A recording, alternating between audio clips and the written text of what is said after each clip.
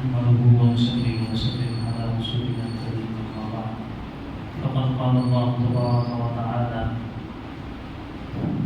إنما المؤمنون إخوة وقال نبينا صلى الله عليه وسلم المؤمن للمؤمن كالبنيان يشد بعضه بعضا أو كما قال نبينا صلى الله عليه وسلم. بزرگان محترم عزیزان گرامی، حضرت محمد صلی اللہ علیہ وسلم نے ایمان اور کلمے کی بنیاد پر ہم سب کو ایک امت بنایا تھا. یہ مسلکیں، مشربیں، یہ فرقے، یہ جماعتیں، یہ علیحدہ افکار ملک، ملت، معاشرے یا کسی پیشے یا کسی سماج طبقے سے تعلق رکھنے کی وجہ سے جو علیحدگیاں ہیں، ان سب کو نبی علیہ السلام نے مٹا کر سب کو ایک امت واحدہ بنا دیا تھا. آپ صلی اللہ علیہ وسلم نے یہ سمجھایا کہ تم سب ایک ماں باپ کی اولاد، آدم علیہ السلام کی اولاد ہے، تو سب کو آپ علیہ السلام نے ایک فکر سے جوڑ کر ایسے مضبوط کر دیا تھا کہ جن کے درمیان میں صدیوں سے جنگ، جدال، لڑائی، جھگڑے، اختلافات تھے، سب کو حضور علیہ السلام کے مبارک دین کی بنیاد پر، آپ کی محنت پر آپ نے ختم فرما دیا. سب کو ایک جھنڈے تلے آپ نے جمع فرما دیا. محنت میں، عبادت میں، پوشاک و لباس میں، اپنی اٹھنے بیٹھنے میں، بول چال میں، ہر اعتبار سے آپ صلی اللہ علیہ وسلم نے امت کے اندر وحدانیت پیدا فرمائی تھی، اتحاد پیدا فرمایا تھا. حتیٰ کہ نماز بھی پڑھ رہے ہیں تو سب کو ایک ہی قبلے کی طرف رخ کر کے نماز پڑھنے کا آپ نے حکم دیا. آپ نے سمجھایا سب آدم اور حوا کی اولاد ایک اللہ کی عبادت کرنے والے، ایک قرآن کو ماننے والے، ایک ہی حرم شریف کے سائے کے نیچے جمع ہو کر اپنی عبادتوں کی تکمیل کرنے والے. تو حضرت محمد صلی اللہ علیہ وسلم نے سب طبقات کو جوڑ کر شیر و شکر کر دیا. کوئی فرق آقا اور غلام میں نہیں رکھا تھا، حاکم و محکوم میں نہیں رکھا تھا، ان پڑھ اور پڑھے لکھے کے اندر نہیں رکھا تھا، شہر دیہاتی کے اندر فرق نہیں رکھا تھا. سب فرق کو نبی صلی اللہ علیہ وسلم نے ختم فرمایا اور سب کو ایک فرمایا. ایک حدیث میں نبی صلی اللہ علیہ وسلم فرماتے ہیں کہ سب مومن آپس کی محبت میں، ایک دوسرے پر رحم کرنے میں، ایک دوسرے کے ساتھ نرمی کے ساتھ پیش آنے میں ایسے ہیں جیسے ایک جسم ہوتا ہے، کجسد واحد. تو پوری امت کو نبی صلی اللہ علیہ وسلم نے ایک جسم بنا دیا. جیسے ہمارا ایک جسم ہے، اگرچہ کہ آنکھ کا کام کوئی اور ہے کہ اس کا کام دیکھنا ہے، اس کا کام سننا نہیں ہے، آنکھ کا کام بولنا نہیں ہے، آنکھ کا کام پکڑنا نہیں ہے، آنکھ اپنا کام کر رہی ہے لیکن ہمارے جسم سے جڑی ہوئی. زبان اپنا کام کر رہی ہے، اگرچہ کہ ہمارے بہت سارے کاموں کو وہ انجام نہیں دے سکتے. زبان دیکھنا چاہے، سننا چاہے، چلنا چاہے نہیں چل سکتی، اس کا اپنا کام. تو اگر ہم ان کے کاموں کو دیکھیں گے تو آنکھ کان کے مقابلے میں بالکل مخالف ہے، کان زبان کے مقابلے میں، زبان ہاتھ پیر کے مقابلے میں. جتنے اعضاء ہیں وہ بالکل ایک دوسرے کے تضاد میں ہیں، بالکل مخالف ہے، لیکن اللہ تعالیٰ نے ایک جسم کے ساتھ جوڑ دیا تو سب جڑے ہوئے، اور اتنا ان کے درمیان میں اتحاد ہے جسم کے اعضاء کے اندر کہ اذا اشتکا عضو، کہ کوئی جسم کا کوئی حصہ بیمار ہو جاتا ہے، اگر کسی کے پیر میں کانٹا چبھ جاتا ہے، پیر کے نیچے انگار آ جاتی ہے، آگ لگ جاتی ہے، تو اس کا اثر اس کے دل و دماغ، آنکھ، سارے اعضاء کے اوپر اس کا اثر ہوتا ہے، سارا اعضاء بخار میں مبتلا، تو پورا جسم بخار میں مبتلا ہو جاتا ہے۔ ایسا نہیں کہ سر یہ نہیں کہتا، آنکھ یہ نہیں کہتی کہ بھئی وہ تو پیر کا مسئلہ ہے، پیر دیکھ لے، ہم کیوں آنکھ میں آنسو لائیں، زبان اور منہ آہ نہیں نکالتا، ایسا نہیں ہوتا کہ آپ کے پیر میں مار لگے، چوٹ آئے اور زبان سے کوئی لفظ نہ نکلے اور زبان یہ کہنے لگے کہ ہم کیوں بولے بھئی اس کا تو پیر کا مسئلہ ہے، ایسا نہیں ہوتا، بلکہ جسم کے کسی عضو کے اوپر کوئی تکلیف پہنچتی ہے تو اس تکلیف کے درد کو پورا جسم محسوس کرتا ہے، اور اس تکلیف کے ازالے کے لیے سارا جسم اکٹھا ہو کر محنت کرتا ہے، اور اس کے دکھ میں اور اس کے خوشی میں سب شریک ہوتے ہیں۔ تو سرکار فرماتے ہیں کہ میں نے امت کو،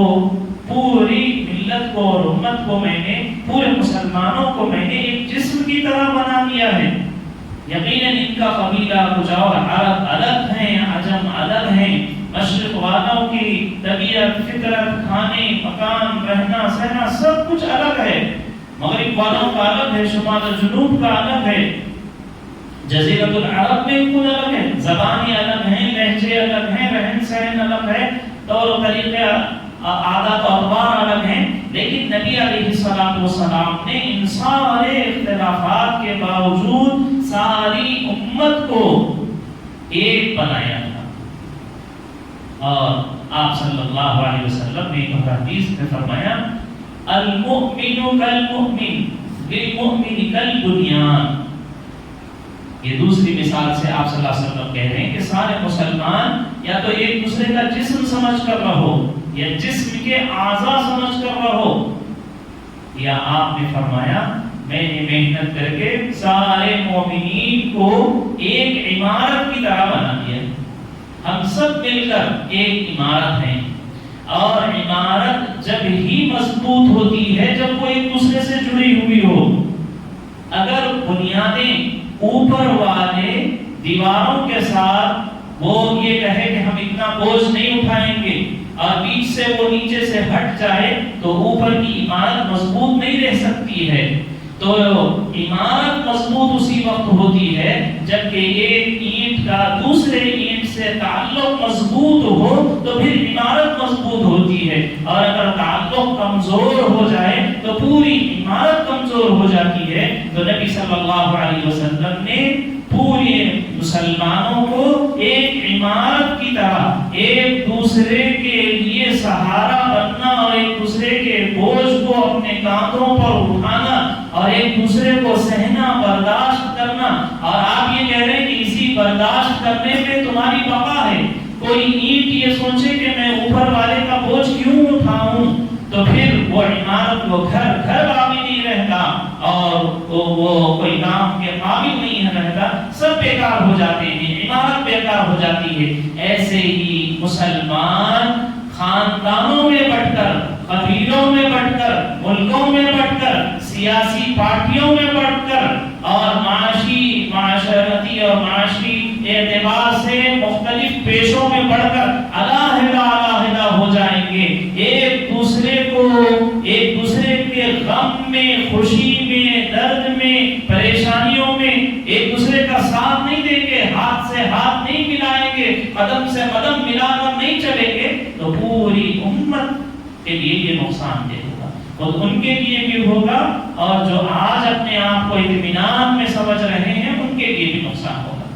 تو حضرت محمد صلی اللہ علیہ وسلم جب دنیا میں تشریف لائے تو پوری قومیں، پوری جماعتیں اور پورے قبائل اور خاندان بکھرے بٹے ہوئے تھے، ایک دوسرے کا کوئی تعلق ان سے نہیں تھا۔ آپ علیہ السلام نے سب کو جوڑا اور شیر شکر کی طرح کر دیا۔ جیسے شکر کو دودھ میں ڈال کر کھلا دیا جائے تو وہ شکر دودھ کے ہر عضو میں پہنچ جاتی ہے، اس کے ہر پارٹ اور ہر حصے میں شامل ہو جاتی ہے، ایسے ہی نبی علیہ السلام نے پورے مسلمانوں کو اتنا شیر شکر اور ملا دیا تھا۔ ہم آج ان باتوں سے دور ہیں، آج ہم امت بن کر نہیں رہنا چاہتے، ہم بکھر بکھر کر رہ رہے ہیں، اور اس کی وجہ سے پوری دنیا کے اندر امت کو جو زوال آ رہا ہے، وہ زوال کی وجہ یہ ہے ملت اسلامیہ کے زوال کی۔ ایک وجہ یہ ہے کہ ہم بکھرے پڑے ہوئے ہیں، ایک وجہ یہ ہے کہ ہم اپنی ذات کا سوچتے رہے ہیں کہ مجھے تو کوئی نقصان نہیں ہوا،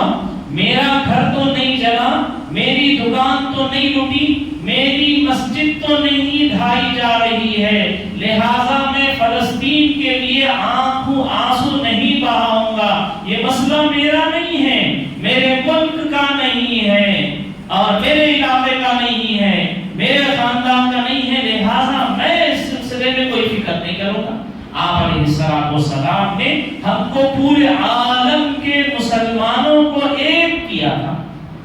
اور ہمارا حال یہ ہے کہ ہم پورے محلے کے بھی ایک نہیں ہونے کے لیے تیار ہیں۔ کہاں ہماری طاقت رہے گی؟ کون ہم سے ڈرے گا؟ آپ صلی اللہ علیہ وسلم قرآن مجید میں فرمایا گیا ہے وَلَا تَنَازَعُوا فَتَفْشَلُوا وَتَذْهَبَ رِيحُكُمْ، آپس میں جھگڑے مت کرو، جب تم جھگڑے کرو گے تو پھر فَتَفْشَلُوا وَتَذْهَبَ رِيحُكُمْ، جس وقت تمہارے درمیان میں گروہ بندیاں ہو جائیں گی، فرقے ہو جائیں گے، جماعتیں ہو جائیں گی، ایک دوسرے سے جھگڑے ہو جائیں گے، پھر تو تمہاری طاقت اور قوت دنیا کے دشمنوں کے دلوں سے ختم ہو جائے۔ آج یہی حالات پوری دنیا کے اندر، آج کے مسلمانوں کو اگر فکر ہے تو اپنی ذات کی فکر ہے، میرے حد تک میں مطمئن ہوں، اچھا ہوں، بس پوری دنیا اچھی ہے، سمجھ رہے ہیں دنیا میں کیا ہو رہا ہے، کس مسلمان کو کیا نقصان، کس ملک کے اندر مسلمانوں کے اوپر کیا پریشانی آ رہی ہے، اس کو لے کر فکر مند ہونا اور اپنے دائرے استطاعت کے اندر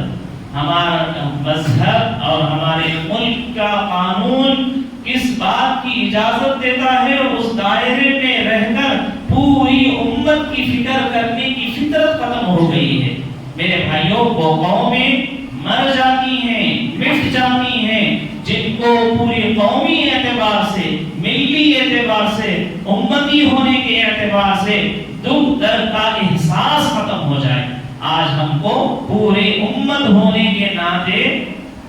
امت کا خیال دل سے نکل گیا۔ نبی صلی اللہ علیہ وسلم کی کتنی حدیثیں، آپ صلی اللہ علیہ وسلم نے فرمایا تھا خیر الناس من ينفع الناس، آپ نے فرمایا ارحموا من فی الارض یرحمکم من فی السماء، سارے وہ لوگ جو زمین پر رہنے والے ہیں ان پر رحم کرو، آسمان والا تم پر رحم کرے گا۔ تم میں سب سے زیادہ نفع والا ہے وہ شخص ہے، سب سے اچھا آدمی وہ ہے جو لوگوں کو نفع پہنچانے والا ہے۔ ایسی ترغیبیں نبی علیہ السلام نے دے کر ہم سب کو ایک فکر والا، امت کہتے کس کو ہیں؟ امت کہتے ہیں جو کسی ایک مذہب کے ماننے، ایک دین کے ماننے والے، ایک نبی کے امتیوں کو امت کہا جاتا ہے۔ ہم سب جتنے روئے زمین پر ہیں وہ سب حضرت محمد صلی اللہ علیہ وسلم کی امت ہیں۔ تو امت پر کہیں کوئی حال آئے، پریشانی آئے، وہاں آسمانی بلائیں آئے، زمینی آفتیں آئے، یا انسانی طور پر وہاں ظلم و جبر ہو رہا ہو اور وہاں ان کے اوپر تنگیاں اور پریشانیاں آ رہی ہوں، تو ایسے وقت میں ساری امت کو، سارے مسلمانوں کو ایک جٹ ہو کر ان کی جو حیثیت ہے، ان کے مذہبی دائرے میں رہتے ہوئے، ان کے اپنے ملک کے قانون کی پابندی کرتے ہوئے، سارے مسلمانوں کے ساتھ دینے کی ہمت اور کوشش ان مسلمانوں کو کرنا چاہیے۔ کیا حال ہو گیا فلسطین کا کہ کوئی ان کو ساتھ دینے والا نہیں. کتنے ممالک ہیں اور ان کی کتنی دولتیں ہیں, کتنا فوج ان کے ساتھ ہے, سب کچھ رہ کر قبلے اب سب سارے مسلمان اس بات میں متفق ہیں کہ بیت المقدس اور مسجد اقصی یہ مسلمانوں کا قبلہ اول ہے. اس کی حفاظت ہم سب کی ذمہ داری ہے, وہ ہم سب کا قبلہ ہے. یہ سب مانتے ہیں اور یہ سب جانتے ہیں کہ قرب قیامت حضرت عیسیٰ علیہ السلام آئیں گے انہی علاقوں سے, وہی دجال کا ختم ہوگا. یہ سب روایتیں ہیں, لیکن وہاں کے مسلمانوں کا کوئی پرسان حال نہیں ہے. کوئی ان کی حمیت میں, ان کی طرفداری میں چند الفاظ بولنے کے لیے تیار نہیں ہے, اس کی بھی ہمت نہیں کر رہا. تو میرے بھائیوں, عالمی اعتبار سے لے کر زمینی سطح تک اپنے شہروں تک کا حال یہ ہو گیا ہے کہ ایک مسلمان صرف اپنی ذات تک کا سوچ رہا ہے. مجھے کوئی نقصان ہوگا تو میں زبان کھولوں گا, بات بولوں گا اور باہر نکلوں گا اور اپنی مدد کے لیے آواز لگاؤں گا. لیکن اگر میرے بھائی کو مارا جا رہا ہے, میرے بھائی کی دکان کو لوٹا جا رہا ہے اور ان کے گھروں کو جلایا جا رہا ہے, تو کل میں غلط کی طرح بھی مسلمانوں سے ایک لفظ نہیں نکل رہا. ابھی حال میں جینور کے اندر, کٹنور کے قریب عادل آباد کے ضلع کے گاؤں کے اندر کتنا بڑا فساد ہوا ہے. 40 دن آج ہونے کو آ رہے ہیں, کوئی وہاں کے مسلمانوں کا پرسان حال نہیں. 95 دکانیں مسلمانوں کی جلا دی گئی ہیں. تاریخ کا بدترین فساد, 100 کروڑ سے زیادہ مسلمانوں کے املاک کو اور ان کی مالیت کو جلا دیا گیا, خاک کر دیا گیا. ان کی دکانیں لوٹ لی گئیں, گھر جلا, 11 گھر جلا دیے گئے, 40 سے زائد گاڑیاں جلا دی گئی. اور اس وقت سے لے کر آج تک وہاں انٹرنیٹ بند ہے. اس وقت سے لے کر آج تک وہاں دکانیں کھولنے کی اجازت نہیں دی جا رہی ہے. کیسے ہوگا ان مسلمانوں کا حال جو روزانہ کما کر کھانے والے. میں فلسطین کے لیے آپ کے احتجاج کی بات نہیں کر رہا, میں تو فکر دلا رہا ہوں, غیرت دلا رہا ہوں, حمیت پیدا کرنا چاہتا ہوں کہ آپ کو وہ بھی حمیت ہونا چاہیے, وہ غیرت بھی ہونا چاہیے کہ فلسطین کے لیے میں اپنی استطاعت کے بغیر مجھ سے جو ہو سکتا ہے وہ میں کروں گا ہی, وہ تو ہونا ہی چاہیے. لیکن یہ تو میں ملک کی بھی بات نہیں کرتا, میں اپنے ریاست قریب کے اضلاع 200 کلومیٹر سے زیادہ نہیں ہوگا. لیکن آپ ہماری حالت دیکھ لیجئے, بہت سو کو تو معلوم بھی نہیں ہوگا کہ وہاں کوئی فساد ہوا ہے اور وہاں کے مسلمانوں کی عزتیں لوٹی گئی, دکان جلا دیے گئے, اور اتنا ان کے اوپر ان فسادیوں نے, ان دنگائیوں نے, ان دہشت گردوں نے ظلم کیا, اور وہ ابھی ختم ہونے کو نہیں. علماء مشائخ کوشش کر رہے ہیں, یہ سب سیاسی لوگ ہیں, علماء کو کہتے ہیں کہ بھئی آپ سیاسی بات نہ کرو, سیاست میں نہیں آؤ. اب 40 دن سے ہے, کون ان کا پرسان حال ہے؟ ریلیف لے جانے کے لیے پابندیاں لگائی جا رہی ہیں. کوئی مسلمانوں کو کسی تنظیم نے اعلان نہیں کیا کہ وہاں پر ریلیف پہنچاؤ. بھائی اب تک وہاں کے مسلمان ڈرے ہوئے ہیں, سہمے ہوئے ہیں. جب حکومتوں سے نمائندگی کی جا رہی ہے تو وہ یہ کہہ رہے ہیں کہ کسی بھی شہر میں رائٹس ہوتے ہیں تو ان رائٹس کے لیے کوئی فنڈ حکومت کی طرف سے جاری نہیں کیا جائے گا. آج کی حکومتیں یہ کہہ رہے ہیں. مسلمانوں نے جا کے, علماء مشائخ نے جا کے نمائندگی کی اور کہا کہ بھئی 100 کروڑ سے زیادہ کا نقصان مسلمانوں کو ہو گیا ہے. کیا حال ہو گیا, جو کل کے مالدار تھے, زکات دینے والے تھے, آج زکات کے مستحق ان کو بنا دیا گیا ہے. ان کے کم از کم ان کے مالوں کی پابجائی کی جائے,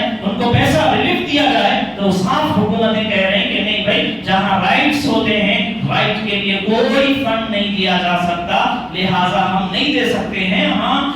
وہ جو مائنارٹی کے لیے فنڈ ہے اس میں سے ہم کچھ دیں گے. لیکن 40 دن ہو گئے, کچھ دیا نہیں گیا. اور آج بھی حال یہ ہے کہ وہاں کے جو دنگائی فسادی ہیں وہ یہ کہہ رہے ہیں, وہاں کوئی ایسا نہیں کہ مسلمان اقلیت, وہاں کی جو بازار کو جلایا گیا ہے اس بازار میں 80% مسلمانوں کی دکانیں تھیں. آج جو مسلمان خوشحال ہیں, فکر نہیں کر رہے ہیں, ملی طور پر غم نہیں پیدا ہو رہا